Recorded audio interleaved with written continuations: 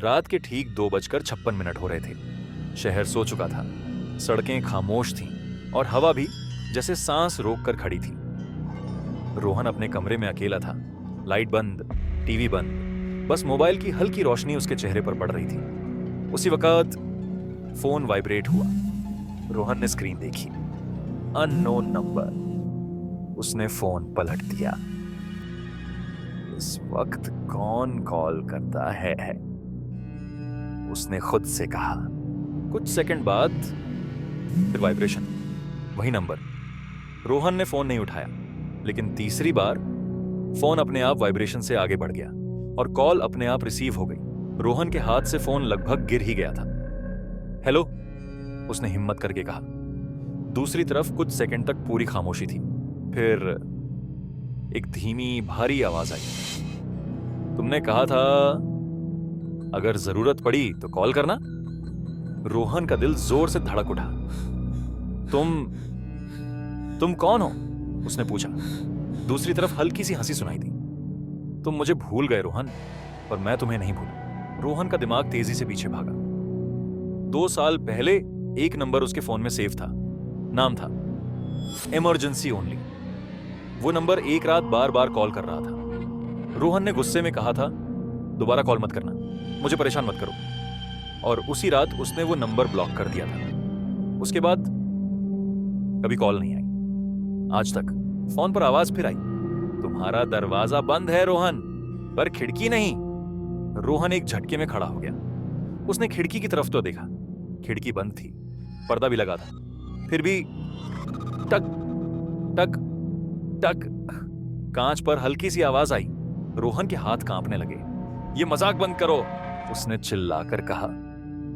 आवाज और धीमी हो गई।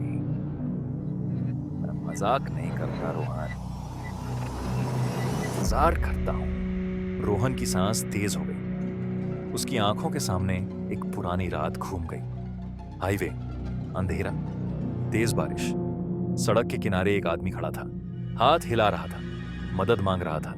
रोहन की कार धीमी हुई थी, लेकिन उसने ब्रेक नहीं लगाया। उसने बस गाड़ी की स्पीड बढ़ा दी थी। पीछे मुड़कर नहीं देखा। अगली सुबह अखबार में खबर थी, हाईवे पर अज्ञात व्यक्ति मृत पाया गया।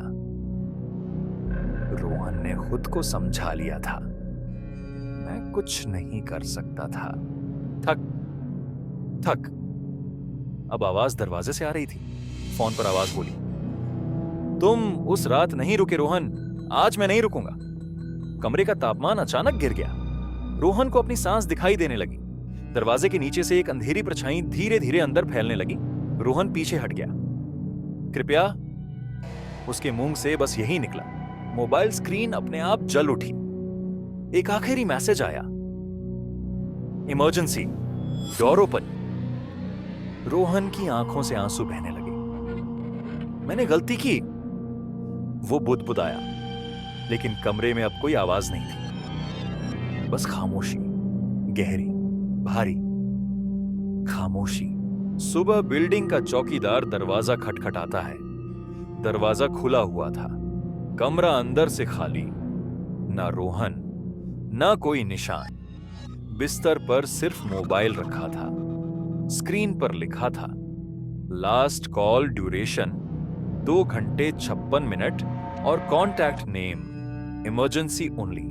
अगर आज रात तुम्हारे फोन पर कोई पुराना नंबर कॉल करे तो याद रखना, कुछ कॉल उठानी नहीं चाहिए और कुछ गलतियां कभी माफ नहीं होती।